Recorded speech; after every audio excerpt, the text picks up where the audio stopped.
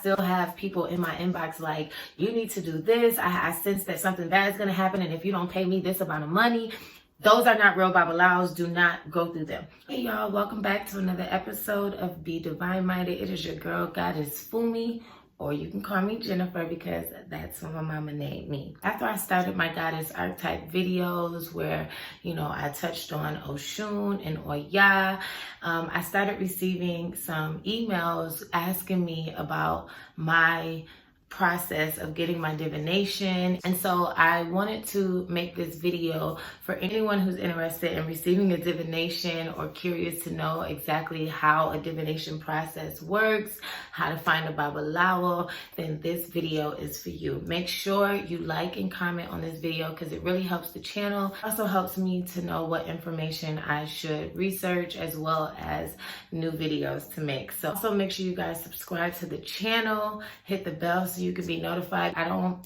have a set schedule because I'm a full-time working mom.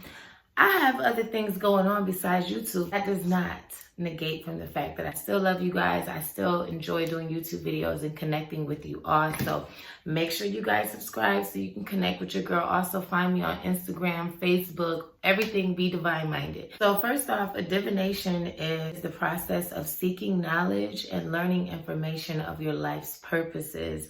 And these messages are given to us through the Orisha from the Most High. My particular divination was done by a Babalawo, which is a Yoruba priest. Different groups may do things a little bit different. They use different instruments, So I'm just going to tell you guys about my experience receiving my divination, okay? Now me, I was lucky. I found my Babalawo through my family. I have my best friend / cousin. She is married to a Babalawo in training, and he often travels back and forth to Nigeria.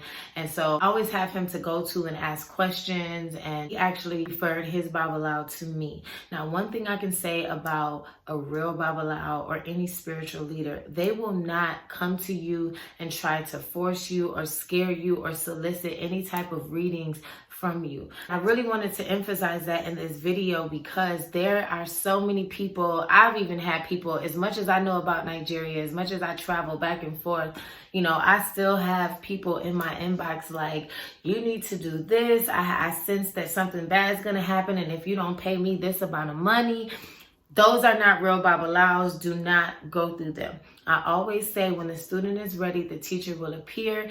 And that is pretty much how things work. Once I started traveling back and forth to Nigeria, it's crazy that my cousin ended up meeting and falling in love with a man who has the information that I'm looking for. So that was a blessing. The spirit will always know where to go, okay? And I will make sure that I link the information below just in case you guys want to find out more information to receive your own divination. But yeah, do not trust people in your inbox or people forcing you or trying to tell you need to get a reading and this and that, because a real spiritualist, a real Babalawo, they don't have time to try to persuade you. They are really out here doing God's work. So I would just say, pray on it. Go to your ancestors and they will guide you where you need to go. Trust me. When I did my divination, it was in April. It was when COVID-19 first hit the world. So we did ours via the phone. Now this particular Babalawo does travel back and forth. So I could have easily, did it face to face. But again, because of the whole pandemic, I was okay with doing it over the phone. What made me do a divination in the first place is because I really was curious as to what was going on in my life. I wanted to know the meaning and I wanted to know if I'm on the right path, and that was my purpose. If you did watch my Oya video, you also know that I had this thing where I thought Oya was my Orisha mama and I just knew she was guiding and leading me, and through this divination, I found out that she was not my mother Orisha, but I also found out how I'm connected to her, through my parent Orisha. So anyways, I'm gonna get to that. Before you do anything, any type of reading, I will always say do your own research, So my reasons was because I've I've been around the Yoruba culture. I've been around, people that practice Ifa, and it makes sense to me. That is what made me want to go and do this divination. I would never suggest you do something like this if somebody is forcing you, or, if you're not 100% sure this is what you want to do. Because remember, whenever you open certain gates, you have to make sure that you do right by them and follow the rules, because you're opening up portals to realms that you have no understanding of, and that's not good. So y'all know I do all type of research. I ask questions, I read, I watch different YouTube videos, and I will link one of my favorite YouTubers. She did videos on how to get a divination, who is your mother Orisha, and all of that. So I will make sure I link her information below. But make sure you have a good purpose and reason for why you want to get this reading. He asked my mother's name, and he had me facing north. Now, while he was speaking his native tongue in the beginning of my divination, I did understand that he was saying Omo Tanya. Tanya is my mother, and Omo means child. So I heard that he was, asking for information and messages for Omo Tanya, which is me. Okay, so the instruments that he used was the Ikin and the Opwele. There's different groups under the same tradition that may do things a little bit different. But in my particular divination, it was done by a Babalawo, and he used the Opwele, which to me, I say looks like a spiritual chain. Other divinations are done using cowrie shells, palm nuts, coconut shells. There's different instruments that are used for your divination, but mine was done by a Opwele.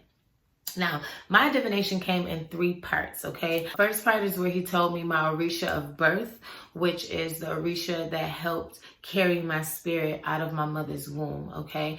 That, and that particular Orisha is basically like your guardian angel. She or he, that Orisha guides you, and they watch over you, okay? And they made sure that you were able to cross from that spiritual realm into the physical realm. Second part is where he explained my life purpose. He also told me who ruled the day of my birth, which was Shango. Now, in order to understand what I'm talking about the Orisha that ruled my day of birth, in the Yoruba culture, there's a 5-day cycle in the calendar, and each day is ruled by a particular Orishas. Mine just so happened to be Shango. Just being in that lineage of Orishas, it really does make a lot of sense for a lot of the things that happen in my life, a lot of the things that I deal with.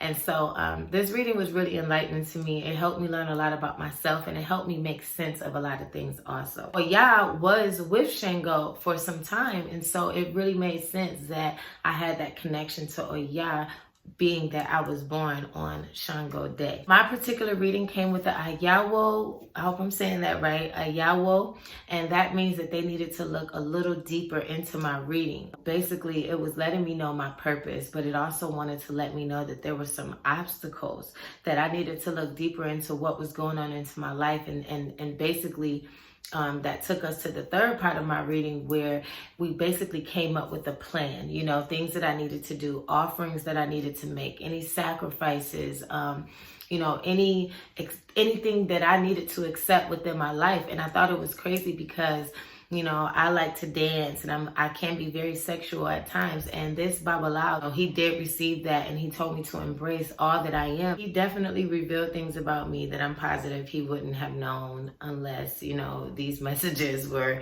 divinely sent, okay? At the end, we wrapped everything up. He did give me an opportunity to ask questions. He was very patient with me. And it was really a beautiful moment to me, because he really enlightened me on a lot of things about myself, and he helped with some of the confusion of what was going on and why things were happening in my life at that time. So my basic reading was $125. That was my divination. Now, because we're all different, my life purpose is different from yours. I had other things that I needed to do outside of my initial divination. You might just have a basic reading and that's it, where others, you may have, a call for you to do a sacrifice or give an offering. I remember doing a reading with a lady from Ghana, I think it was, or maybe Liberia, but she told me to give some fruit and to bake something sweet and give to a particular person. So each reading is different, If you're interested in receiving a reading like I did through a Yoruba Babalawo, I will definitely post the information below. I'm also going to talk to my cousin's husband and see if he would do a video just to explain certain things that I wasn't able to properly explain to you guys. Yeah, so I hope you guys enjoyed this video. I hope I explained that in a way that helps you understand more of what a divination is. And remember, you don't want to start opening up different doors if you're not prepared to close them. You want to follow through. Never do readings through those who inbox you and solicit readings and things of that nature. Just don't do it. Make sure you guys check out my videos on the divine goddess archetypes, where I break down the differences between women, because y'all just love to put the feminine energy in a box. Bedivineminded journal book that is out. It's on Bedivineminded.com. It's a guided journal with different prompts and information in there, like crystals, herbs, the goddess archetypes, soul ties, meditation, spiritual baths. I have all of that in this guided journal. And it's also a place for you to record your very own spiritual journey. So make sure you guys check that out on Bedivineminded.com. And yeah, always remember to be divine-minded. Again, subscribe, comment, like, share, support me. I love y'all. And I want to continue doing this. So always remember to be divine-minded, and remember that Fumi loves you.